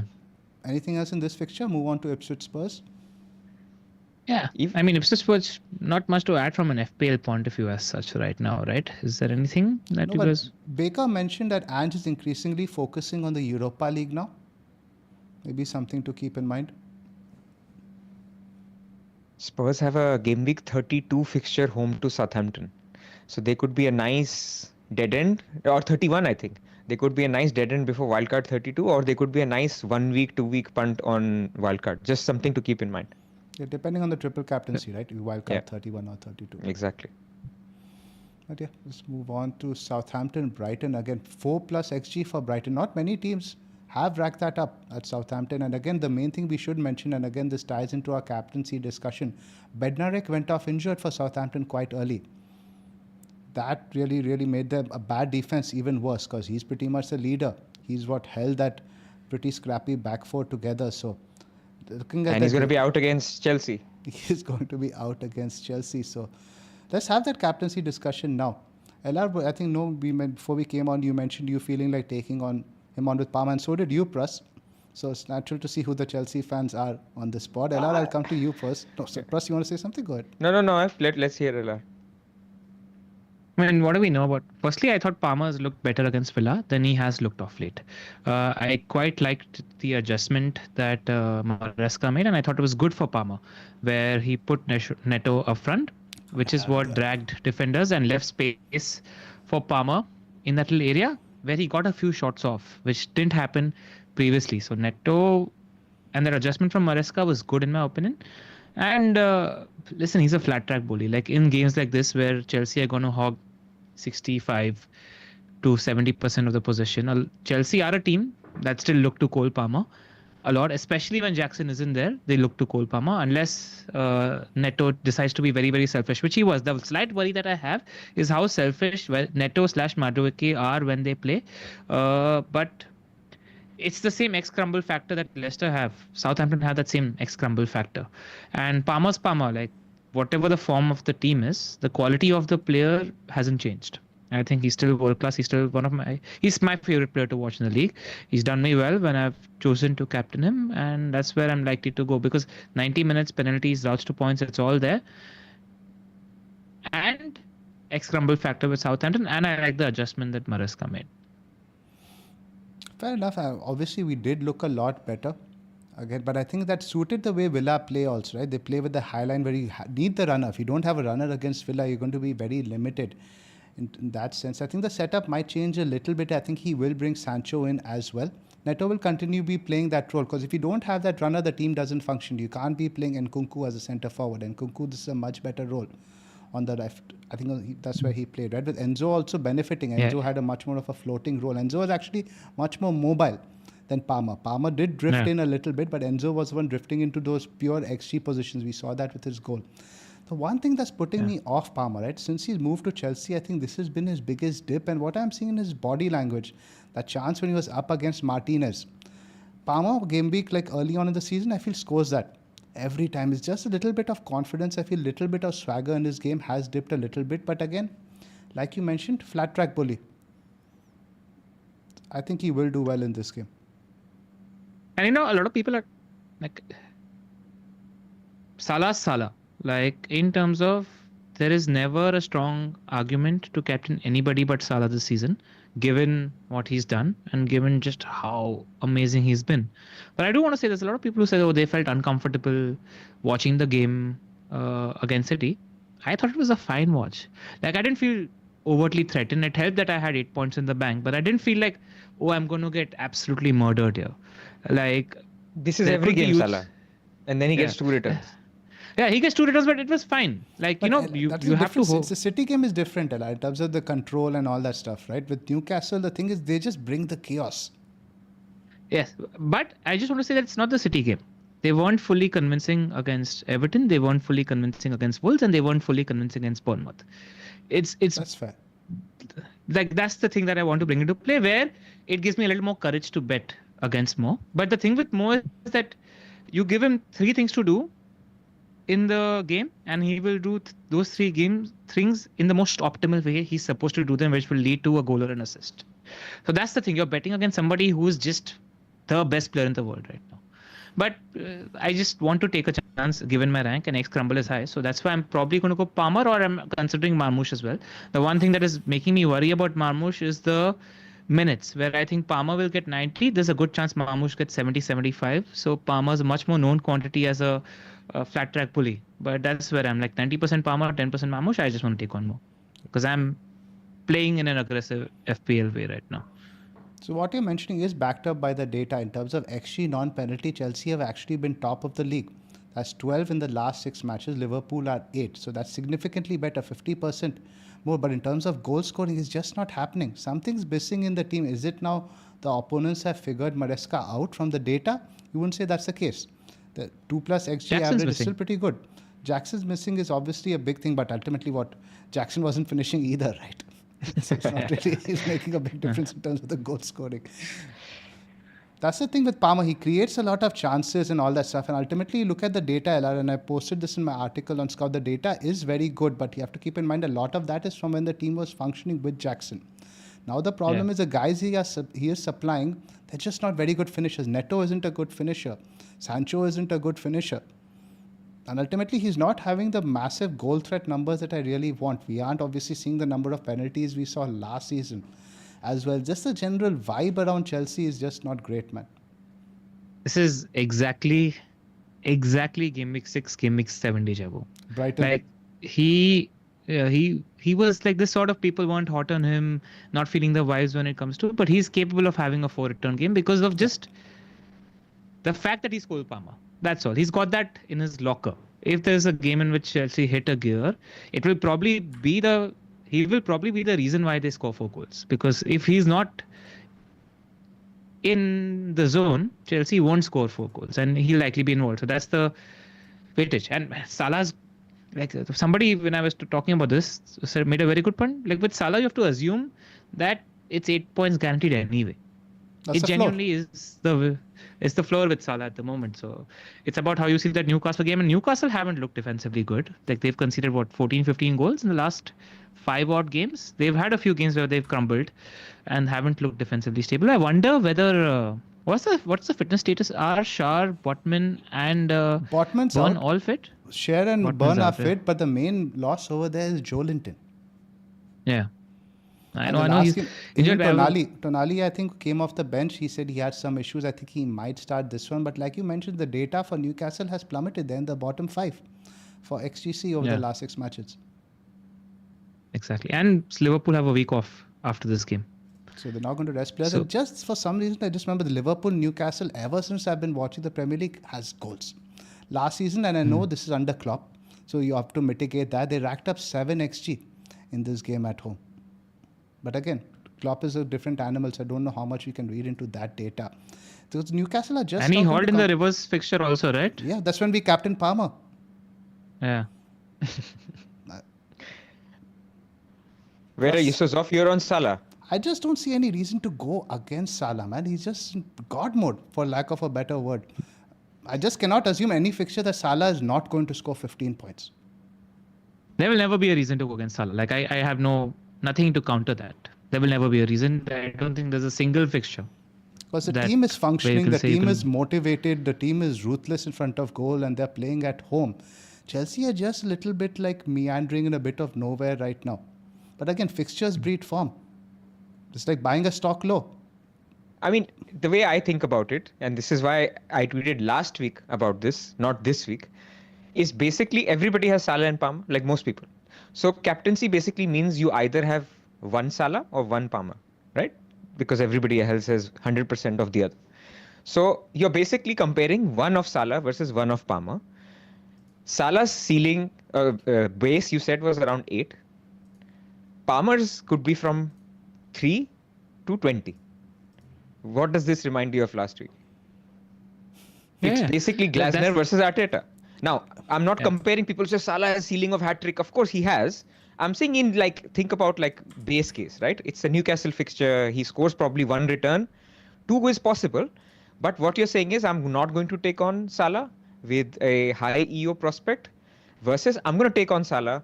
I could fail, but there are gains. Like if somebody's telling me Salah's ceiling in this game is higher than Palmer's, I'm sorry, that I disagree with. Home to Southampton, Palmer's ceiling is higher. He could score 3-4 goals. So that's what you're taking on. So, and it's not that bad, guys. Like I want to say it because I do it regularly, right? The key is to make sure you own the highly owned captain. Then the damage is never bad. Like even now, I lost 6 points. 80%. Because I think the thing with being a Tuesday deadline, most people are going to stick with Salah, right? You're going to be basically taking on 80% of whatever Salah gets. with about You 80, just and have to everyone owns hope. Palmer, so you'll be gaining 80% of Palmer directly up against that. Make it 100, like round up, 100, right? yeah. Salah will be 200%, Palmer will be 100. So it's exactly like you can choose to own one Salah or one Palmer. In addition, like forget the ones you own already. That's all. So it's one guy you're owning. I'm of the mindset, this is what I texted LR basically when I was making my final choice between Glasner and or Arteta or keeping Slot, is basically you can have an argument like LR saying you're chasing and you have to go for it. In my case, I have the argument like if it fails, I have enough time to catch up, come back into the rank that I have. So why not go for it? Like there's only two people I trust and I ask advice from. This is you guys here on this pod, and there is FPL review. So I'm not like there's nothing like the expected points on FPL review is massively different between Palmer and Salah. Like there's 2 EV. So that those are my two sources. So just like last week, LR had full conviction. This week, in a similar manner, different. Not everybody uses it, so I'm sharing my thought process. FPL review is essentially telling you it's a no-brainer to pick Palmer. So all I'm saying is I'm listening to it. I'm open to it. He's my bus team captain. I'm scared. I don't fully am there, but I wasn't fully there when we potted last week on Glasner. That's how I'm thinking about it. The only difference from that situation, right, in terms of the risk factor, in terms of EO, was very low. In terms, you would definitely lose points in your team, but what are you up against? You're up against a 10% Slot, you're up against a 10% Emery, etc., etc. Here you're up against pretty much 80 to 90% Salah. I'm still counting that everybody was playing AM in the engaged manager community. So I'm still looking at somebody who had Nistelrooy versus somebody who had Emery. I was taking them on 100 to 100. So this is why I keep going back to the guys I'll take on will have one Salah, I'll have one Palmer. That's how I'm thinking about it. Just like they had one Glasner or one Arteta. Also, I think in the engaged manager community, I don't think Salah's 100% EO. Like I think it might be close to like 120, 125 versus 170, 175. In like super engaged, yeah. Yes. In super engaged managers, everybody genuinely Cartel boys are all going for Palmer. And a lot of the people watching football are still thinking of a similar reason to go for Palmer, right? So it's both sides there's going to be a fair chunk going for Palmer also. It's not going to be a full 100% EO that you're going to lose on Salah. I reckon it might be 60%. But top 10K is going to be 180%. If Salah is 185% away to City, you bet he's going to be 185% home to Newcastle. Yeah, by the way, I'm not sure we mentioned Pras is in the top 6K, guys. Like, do you guys know? Like, I'm sure all our listeners clocked that at the top of the pod, but like, fucking hell, that's top 6K. I just wanted to mention that again. That's an incredible point to be in this part of the season. I've never been at this high. I mean, this is not a Zoph equivalent being top 100 the whole season, but yeah, I've never been top 6K this early. But I've played my triple captain. I don't know how that will go for others. Okay. It's all right. Plus, we are finish coming, Pras. It's coming. You got to play for the stress. Enjoy ball. it, like. I mean, this is the thing, right? If I have to go for, kind of sucks. If I have to go for a higher rank, like I'm not going to sit here and say I'll be happy with top 10K. No, now if I'm top 10K, that's not enough, right? I'm in a very good position, so I'll go for Palmer, man. And if it fails, I'm still looking, without sounding to whatever. I think I should hopefully, unless I get very unlucky, finish in the top 10K this year. So why not go for Palmer? Yeah, and there's we have 12 game weeks left. Very few chances where it's going to be a clear chance to bet against more, where it's going to make sense also. I think we're going to have probably 4 or 5 such chances now in the remainder part of the season. Most of them will be doubles. So take the chance while you have it. Yeah, and you have to pick your battles. Like next week, by the way, again, Palmer is very close to Salah. But who is Salah playing? Home to Southampton. I'm not taking that on, man. That's not something. Last game week, Salah's EV was 0.1 or 0.2. This is also in the chat. Then Arsenal midfielders. I'm not doing that. Like, I will not choose to do that if it's so small. Just like many times LR is making a conviction here where, you're like, okay, I see your point, but maybe, okay, let's disagree. And that's what I'm trying to basically get to here. There's another model or there's another friend. I always think of it as like an unbiased friend that is telling you, dude, Palmer is way clear. And you can disagree, but you have to think about it a little bit. Don't just disagree saying, no, you don't know. Your model is broken. Because that model works. There's a lot of people with a lot of high ranks and they will be captaining Palmer. So all I'm saying is people give it a thought. Here is LR captaining Palmer. Here is FPL review, captaining Palmer. And if you're not, give it a thought. That's all. Another thing we should mention is that traditionally Maresca has rotated with games in close proximity, but the form has been so bad and now we have so many injuries and absences. I really don't think we have personnel now. He can rotate. So I think it pretty much has to be full strength. And the worrying thing is the goalkeeper position, man. He mentioned that again, Jorgensen is going to be in goal. So I think that might play into the captaincy. Maybe Southampton think they can get at us. Might be a more open game rather than a cagey game. Who knows? Yeah. I mean, I'm more worried about their attack than I would be about their defense because, Sulemana and Dibbling, I remember our game against United. They had us on toast. So they're capable of like a performance there. So, but like I'm hoping that if anything, then it's like a 3-3-3-4 sort of crazy game. Yeah, otherwise Bella Kochep and Howard Bellis centre backs. Yeah, exactly. I like rooting for Newcastle defense as well. Like let's do it. Like maybe they put on that iconic performance. They've been your boys for a while, Newcastle defense. So let's do it. Although Joe Linton news I will be looking out for. Like again, we have to be clear. He's not making this game. He's definitely not making. He's nowhere near this game. But Tonali is what you need to look for. Tonali making is a big difference because Miley just doesn't give you that control. But Miley was great. Miley was good. Miley is very good offensively, but again, you saw his shortcomings in the second half. They crumbled. Yeah. The second half, it was crazy towards. They absolutely no threat whatsoever. Like you say, game of two halves. Nothing exemplified it more. And Eddie Howe has that slight ex-crumble in him, huh? Like he's capable of. They struggle, bro. They struggle with these short turnarounds. That's the same thing was a 1 week off. I like backing it a lot more. With these short turnarounds, Newcastle, I've known them to struggle a little bit. Fair shout. We should always present all sides of the argument, right? 100%. Yeah, and let's face it, it's close, man. Genuinely, it's like a 60-40 either way, whichever way you're making the argument. So, good luck whichever way you go. Move on now. Let's move. I think Aston Villa, Chelsea. Go ahead. Just for the sake of argument, you guys completely agree. If I am zagging, I go Palmer, not Marmoush, right? Just because of the minutes argument, right? 100%. Yes. Midfielder versus striker, talisman, pens, minutes. And Spurs against Man City is just always so dodgy. Man. You just never know what can happen with that. Yeah. It's a good table bonus fixture, man. Like we'll talk about that. Like I think it's a good table bonus fixture. I think there are better ones this week. We'll talk about it. Yeah.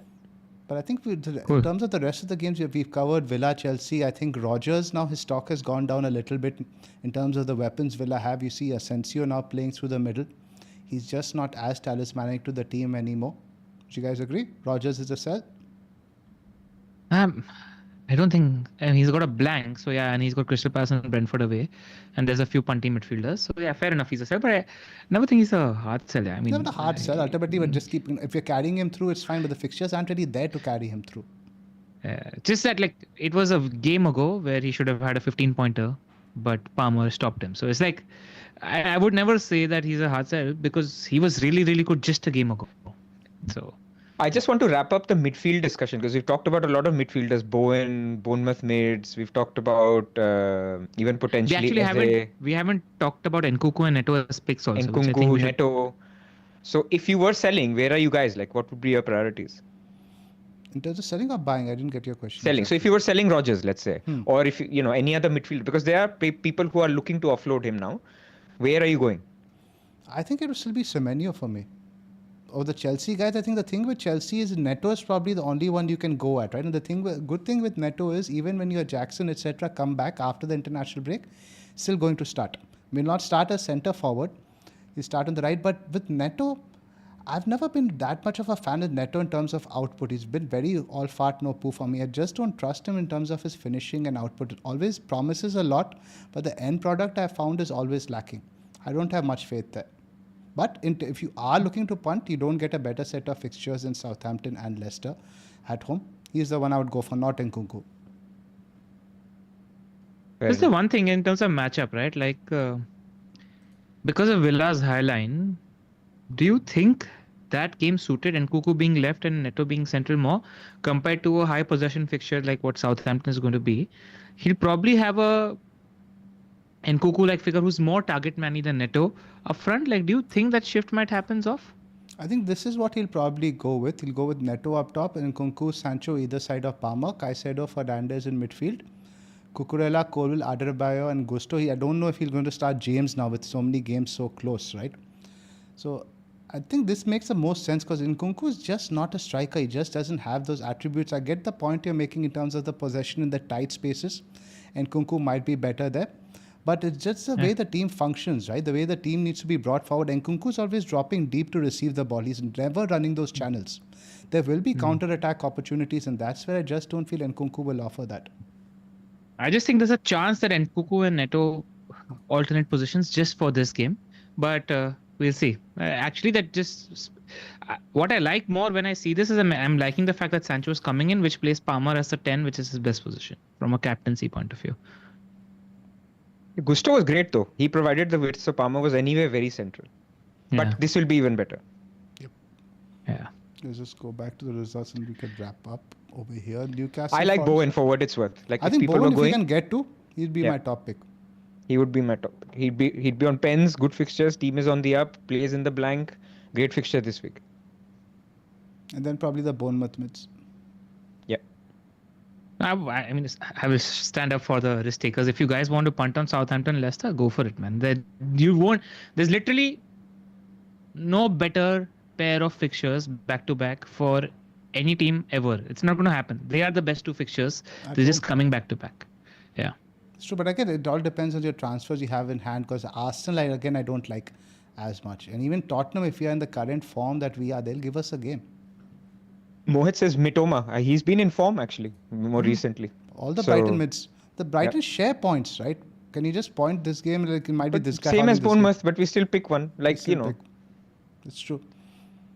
But Brighton, the data has improved and the performances have improved a lot after that Forest thrashing. Yeah. And that's a bit of worry. This is a bit of a backstory also, right? In this game, you look at Brighton, Bournemouth. Bournemouth beat Forest about 5-0. Forest went and beat Brighton 7-0, and now they play against each other. And Brighton beat Bournemouth also earlier by quite a margin. I remember there was it's a triangle. Okay, but anyway, Brighton won. Yes. Yeah. Anything else now, guys? I think Forest, Newcastle, we pretty much discussed all we have on Newcastle. Let's do AM. Let's do the AM stuff. I mean, we don't need to speak. Let's just tell the people who do they need to pick this week. So the four table bonus fixtures are, I think managers rather, are Glasner, Pereira, Ange, and Juric. Not many. The choices are quite limited this week, right? But good home games. But they're good choices. They're good home. These are actually, on paper, better choices. As such, you look at the projections, they're better than last week. You can see actually like 2 table bonuses come through, or 2 or 3. Obviously, last week also, table bonuses did come through, but for less predictable games like Potter winning against Arsenal and things like that. This week, it feels a little bit more predictable. I think I'll go towards Pereira. At home, Wolves have been pretty good, and they're just a team on the up. With Glasner, I'm backing Villa to score. I'd go Glasner. Just because I like the fact that Wharton is going to play 60 minutes too. And I think he's a really, really good player for them Villa as well. Have played a lot of games as well. You can expect fatigue also to set in. This is actually. But the thing is, they've got X factor players that worries me, right? Like when I was eventually making the decision, right? Like I'm like, what convinced me about Glasner was that Fulham rely on Iwobi, Jimenez, and Adama Traore and ESR. While they are good as a unit, they're not like magic players. Whereas Rashford, Asensio, Watkins are the kind of players that would scare me when it comes to Glasner, right? In terms of players with a bigger profile, capable of more magic moments, etc. Even though as a unit, Fulham might be more functional. So maybe that's the thing when I think I'm debating Pereira versus Glasner while we're talking about this. Maybe you're right. Pereira is probably the safer bet in terms of Fulham having lesser game changers and Wolves being in a decent. Wolves have the game changer. Cunha any day puts a man of the match performance. They won this fixture 4-1 reverse. Although I think that was mitigated. I think Fulham played the last 10 minutes. I think with 10 men. They had injuries and they had made their substitutions, but they played well that game. Cunha scored 2 worldies if I remember. Yeah. And just by virtue of seeing the first 20 minutes of Ipswich versus Spurs, I wouldn't go Ange. No. Ipswich would have been 2-0, 3-0 up in those first 20 minutes. It's unpredictable. I think any 3 results wouldn't be surprising. Yeah. But Go like, for one of Glasner or Pereira is what I would say. I And think what worst, you'd... like the chance of the draw in those are also quite high, right? You want at least some sort of insurance. I think you could get a draw. Yeah. It's a great fixture, man. Look at it. Like, in fact, what basically Glasner is saying, you have 56%, 66% of a table bonus. Win or draw. That's pretty good. That's very good. We were working off 25% scenarios. No, actually 25 was win percentage. But still, there was like a 49% of loss. Yes. You know, here it's not that much. So, I mean, obviously people who played the chip last week and had this week, I suspect a lot of them would have gone Glasner in the first place anyway because of double table bonus potential. So you just hold. Or Pereira. So you just hold whoever you have. If you are one of those who kept slot or something else, pick either. I think both are good. Glasner, I think in expected points looks better. I would say Crystal Palace are less likely to lose. I'm not, without looking at odds. I think Palace, you know, home game will win or draw. But with Wolves, they can lose to Fulham. So again, being not numbers based, but just a feeling, I think Glasner would be better for me. Also, Liverpool have a tricky fixture in Newcastle. So what happens is there's no banker fixture anyway. So like the clearest banker fixture on paper is actually Chelsea, Southampton, and even they are slightly inconsistent as a team, right? So you go. I think you have to go for the bonus pick in either Glasner or Pereira, whichever way you want to go. Agree. Anything more? Yeah, we move on to our Discord plug. A lot of competitions happening. A lot of competitions happening, and we had another last man standing. Last 3 weeks we've had close to 100 scores in terms of our people who are exiting. Not this week, obviously, it was a little bit lower, but they've been crazy weeks. And obviously we kept the chips, right? So chips also count if you're playing last man standing. And this is the third round of the Champions League, so that's also continuing. We have our monthly winners of the Discord League as well, which get FF Scout membership. So I need to basically look back and see if I win one as well for next year. And of course, we're still playing Sleeper. And so I've said in the past, so if you want to play Sleeper, if you want to get involved in the app, there is a couple of pieces of content that will come out from us this week. It'll be for Gameweek 26 and there'll be one for Gameweek 27 later in the week. And you can check that out if you want to download the app. It's on the top right. And if you want to get involved in playing Pick'em, I had missed the Sunday games, but I remembered and I got them both correct. Liverpool and Newcastle. So if you want to pick the winners for the games that happen, you can join the Pick'em League and the code is on the bottom right. Pras, if you won the second kit, would you be buying a United kit or a Palace kit with Glasner at the back and 20? It's as much as tempting as that is. I've promised my son that if I win the next one, you can have the Villa kit. Oh, nice.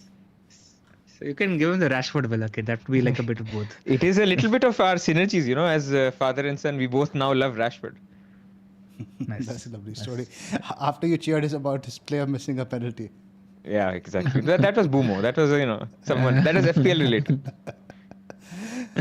Let's do bus teams, boys. Oh, while we're there, Zoph, why don't you just ask them to give us a like and subscribe as well? Sure, right. So we have about 1,000 guys watching, and in fact, we got a lot of love. We must mention on Twitter from a lot of you guys, particularly towards you, LR, and towards the pod in general. And I think it's been good, man. I think we did a good job right when we did the whole AM pod on last notice or the last 3 game weeks. I think you look at everybody on the Discord, you're posting massive rank jumps. You have guys who have hit 140 game week ranks, etc., etc. And it's like, I can speak from a personal perspective. The season has sort of come back. I was sitting at about 1.2 million for 3 to 4 game weeks ago, inside the 500k now. So whatever the chip is, how much ever we shit on it, it has given the people a lot of motivation to play again. So if you guys have found the content useful, we have helped your rank, give us a like and subscribe. We would appreciate it. And if somebody is still outside the 1 million mark, like I want to cite out the story. Somebody tagged me, I think his name was Siddharth, if I'm not mistaken, who had a Gameweek 2 rank. And he jumped from outside the 1 million into 300k in one game week. And if you see his team, it looks like a perfectly normal engaged manager team. He just happened to have Konya, Pedro, and Isak up front. He had Palmer, Salah, Boomo in midfield. He had Munoz and Glasner. Like, all of them just happened to come through in the same week. You just need 1 or 2 weeks like this, where you hit a game week rank under 100k and you're back in play. So you just have to keep assisting. There's a bunch of super chats which we'll come to after, yeah? So let's not forget those, yeah? Yes, definitely. LR, your team? So I've got Pickford, Trent, Gabriel, Munoz, Salah, Palmer, Kluivert, Boomer, Wissa, Mamouche, and Isak. Captain is Palmer. Vice is Salah. I have the money to do Amad to an Nkuku, which is what I was contemplating earlier. But then who do I bench? I probably would have to bench a Vissa in that scenario, which feels like a luxury move. So I'm going to just roll the transfer. It does feel like a good week to roll in general, right? I think we've had so much mayhem recently. I think we will get a bit more information after the FA Cup. It's generally a short turnaround. I think it is generally, if you can, your team doesn't require surgery, good week to roll. Unless you want to go Mamush. I promised the Discorders that there will be some left field chip strategy discussion as well. It's too early to do it now. I may do it in the other pod or in my team selection. But there are scenarios in which people are wildcarding next week. Like some Patreon content, Pras. It's like exclusive content. Depending on how the FA Cup games go, like people could be wildcarding free hit 29 and the season is done, then you have a nice stretch of games. So I'm saying actually this is not the week. If you can wait, like roll. I'm in agreement. Cool. Pras, your team? So Pickford, Gabriel, Munoz, thank you Munoz, Trent, and then Bumo, Palmer. Palmer is captain, as I have said. Now, this was the screenshot I took basically a minute after the game opens, right? When you set up your team. Immediately I did Palmer captain before either of them had played. I have said after that I am getting scary thoughts. I was not able to sleep properly in the night knowing that I wouldn't be captaining Salah. So I'm stating now that I'm not 100% set on it, but I'm feeling it. So Palmer cap, then Salah, and then the double mids, Bournemouth mids, Watkins and Isak. Now, based on our discussion, Zoph, I mean, if there is conviction that João Pedro starts, that I may have to think about it. I also have money, by the way, in the bank to go João Pedro to Cunha. But for the reasons I just made. I do too, and I'm thinking about that as well. But again, this week, would it surprise you with Bournemouth's injuries if Pedro outscores Cunha? No, this is why. That's the same thing. And I also have exact money to go Mamouche even. So I'm thinking, firstly, that in my strategy by Gameweek 29, I will definitely have Isak. So I have 2 strikers that I will get for Gameweek 29. And I like 4. I like Cunha, I like Chris Wood, I like Marmoush, and I like Haaland. I could get any of those 2. 2 of those, any 4. Haaland will require sacrifices. The other guys pretty much one move. So Haaland will require an additional move. You're likely Palmer is going to be a make-weight or Salah. Salah will be. So Salah to Semenyo and Watkins to Haaland would be basically the plan. But I don't want to commit to Cunha then, because what if Mamouche looks super sexy and I want him for 30 as well against Leicester? So basically, I probably will also hold. If you're getting Semen here, then you should get Wood. There we go. Now only Zoph owns Wood, but we cannot stop with the joke still. Cannot. But yeah, if you had to play one of the Bournemouth mids, which one would you lean to? I like Dango. Playing up front has a bit more lure to it, right? Doesn't it? Yeah. Data is better, position is better. Just one game, he won't have penalties. Kluivert has penalties, but his minutes hopefully are better. But it's going to be a coin flip. Like, I don't think there is one clear reason to play one of the other. Tough decision, because generally the logic always been don't bench the penalty taker. That's been the mantra. Also, just thinking about the game state, right? Like, it's going to be an open-ended game. That's how, if you're trying to think about how the game is going to be, it's not going to be Brighton sitting in a deep block or Bournemouth sitting in a deep block. Like, I'm thinking about further, like, that sort of game favors players like Semenyo and Kluivert anyway, who get space to run in when Dango is dragging defenders, etc. Like, that is something to think about. Absolutely. And we discussed about number 10 position profits. Dango dragging and making space in that sense might actually benefit Kluivert. So it's a very tough decision. This sort of a game, you know what I'm saying, against a team like Brighton. What about benching Isak and playing João Pedro? That seems a stretch too far, man. Again, because I expect that game to have a bit of a crazy scoreline, like a 4-2, something like that. The Liverpool one? Yeah. It's just a question. Yeah, I'm not thinking about it. But he is playing away to Liverpool. It is. But again, so good, man. But Bournemouth, again, the same thing. It's a short turnaround that makes me a bit more pessimistic on them. With a full week, I like Iraiola's side a lot more. I'm fancying Brighton in that one. Go with your guts off, either way. That's what I've gone as of now. I've got Pickford, Trent, Gabriel, Robinson, Bumo, Salah cap, Palmer, Dango, Pedro, Wood and Isak. And again, like you said, I'm chasing rank a little bit. I think with Dango at around 10% EO versus like 50-60% of Kluivert, there's more upside for me to chase. If I was in Pras's position, I might have been more tempted to play Kluivert in that sense, just for protection. But the ceiling is there with Dango. Again, I think most likely roll a transfer 3.3 in the bank, but I don't think there's anything that's a pressing need for it. I just want to have while we're discussing this also, even when Pedro plays and is fit, right? Like there was a period of games where he was playing constantly. He wasn't the best FPL asset. Like he Even returned that game maybe against Southampton, he had one shot in the box. Yeah. Like just something to just think about. Like maybe benching Pedro could be the right decision. It's Bournemouth. It's not an easy game. It's not Southampton. Could be the right decision because he wasn't like returning week on week when he was playing also. Just that And they're like you missing their guys mentioned, first choice centre backs. That's the main thing that's tilting me in that direction, man. Because the whole Zaba Hoyson partnership has been massive for them. They're going to play Hill and Lewis Cook. That's not a good centre back. That's not a good defensive pairing. Where do you think Hoyson goes next year? It's going to a big club for sure. He's been. Does he not like have a 50-60 release clause? Before we get destroyed in the comments, Bournemouth are a big club, guys. Yeah, I we mean, had a lot of Real Madrid flame bait and all that stuff the last time. But like we're a football pod, yeah, we're allowed to have slightly polarizing views about football teams, and that's fair. I mean, like if you or I or dislike a certain thing, we're humans. We're not allowed to like every team. It's okay to state it. Yeah, and anyway, Arsenal fans don't like LR as well. Oh yeah, that one comment was quite hilarious. And Giroud has been like my number 2 FPL player of all time. Yeah, and I'm always like talking up Arsenal, except when I'm going against Saka. So anyway, you had triple defense, man. Like I remember. Yeah, let's do super chats. Let's do the super chats. The first one was from Tariq giving LR his bouquet, non-class owner, regardless of the outcome. Thank you, Tariq. Thank you. Another one from Joshua. Again, a thanks. No question. Thank you, Joshua. From Davies family first, Rogers to Bowen and Watkins to Cunha for -4 will allow me to bench Wood for 27 and 28. I don't think there's any reason to bench Chris Wood in 2 home games.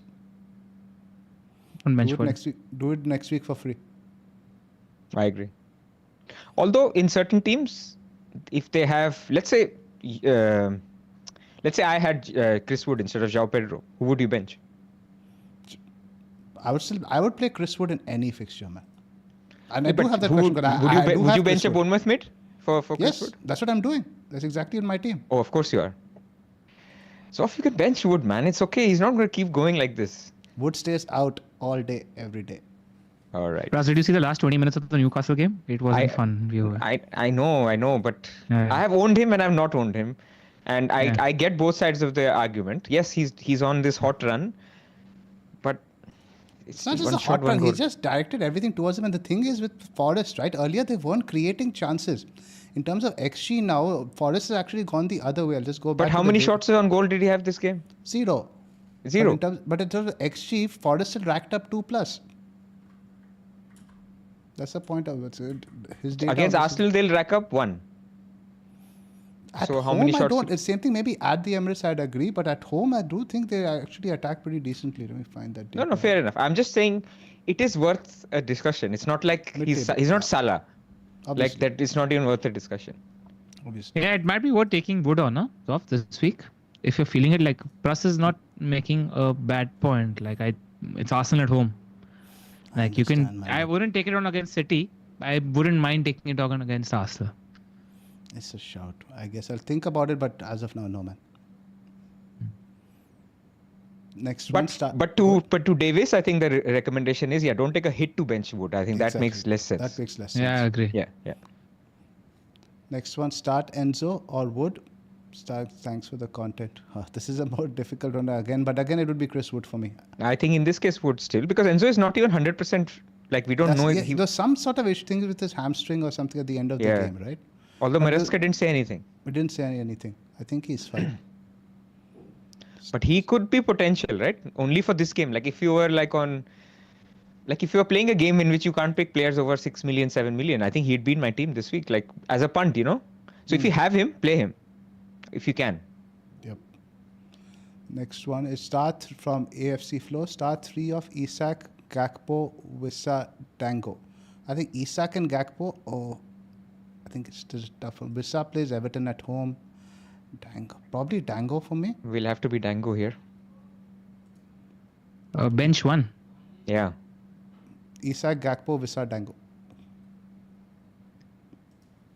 Oh, so tough, man. I think it should be Dango, man. Like, would you think Gakpo is like 60 minutes? No, I think he needs minutes.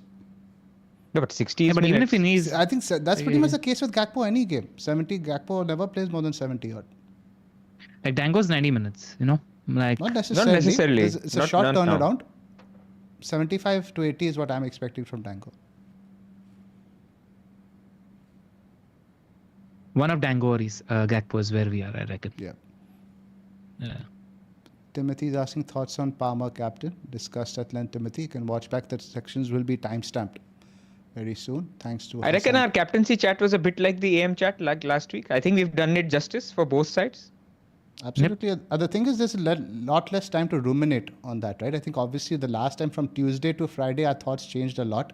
Now we have to pretty much make our decision by tomorrow. And there are no team selection videos as such we'll be doing now. Yeah. So that's what it is. TA to Guardiola or Rogers to Waneri to allow JP to Cunha. TA allows Elanga at 29. Should we worry about TA's minutes around Champions League? The Southampton fixture potentially, but with Bradley out, I think he'll still play 60 odd. Don't sell TA before Southampton. If he starts, it's a disaster. I think and Rogers don't do to JP to Waneri is Cunha fine. this week. Yeah, I think Rogers to Waneri is fine. Even that, just watch out because Waneri had a knock and he got off. So I'm not sure about his fitness. There was a comment afterwards. I think it mentioned it was just fatigue. I remember something across that. But just watch for the press conference. That's all. Yep. Sandeep is asking Watkins to Marmoush and Ahmad to Bowen. I like that. Yeah. If it's for free, it's not bad. Yep. Yeah. Great entry point for both. Yogesh is asking one free transfer, NDI to Cunha and bench Dango or Kluivert or roll. Basically bring in Cunha to bench one of the Bournemouth. I have that choice. I think you also have that choice. Yep. Roll. Also, NDI could be playing by the time 29 is around. Yep. BVD to Nouri and Rogers to Bowen or Rogers to Semenyo. I think just Rogers to Semenyo is fine. Guys agree? It is quite a good move. Next to look like good clean sheet potential plus, and even 30 is a good clean sheet fixture for Van Dijk. I think you won't be surprised if 2 out of 3 clean sheets next 3. Assuming that he plans to keep Van Dijk through the 29. Yeah. If Van Dijk is a sell anyway, then I would be more okay with selling Van Dijk now, even though he's more likely to play Southampton than Trent. But you are getting 2 really big upsides. Like Nouri and Bowen are very good upsides now for the next 3-4 games. Yes, that is true. I don't know. Nouri is not jumped to me as an attacking pick in these. The data is not he normally there. Fair enough. Yeah. Fair enough. Maybe there's nostalgia with Nouri. Yeah. Like I genuinely think the joker in the pack is Dorgu. He was impressive in the second half. Last one from Krishnu Das. How many points did the AM chip get you all? I think for Pras, it's you and me slot. Glasner's 48. For LR, I think it is what you went Moyes. That's Emery. 20. 56 plus 2 transfers. 88. So 2 pretty transfers. much Pretty much the same. Yeah. Exactly. Yeah. We had 1 transfer. You had to spend 2 transfers. So you could say a 4-point difference in that sense. You know, in 24-25, basically there were no 0-pointers. That's what made it less swingy. Like the table bonus games came, so then it was fine for both sides, you know. In fact, in the Gameweek 25, the table bonus came, but then Villa drew the Ipswich game, so actually it turned out even. If there was one slot win, like 2-0, like they did with Man City, that would have swung it. It was really the perfect combination, right, of fixtures. 1 easy fixture and then 1 table bonus, and this is what we mentioned on that first preview pod we did. It's a perfect combo. The best manager in this assistant managership was David Moyes. We wouldn't have had through the 3 weeks. We wouldn't have had a shot with Glasner if Moyes didn't beat Palace.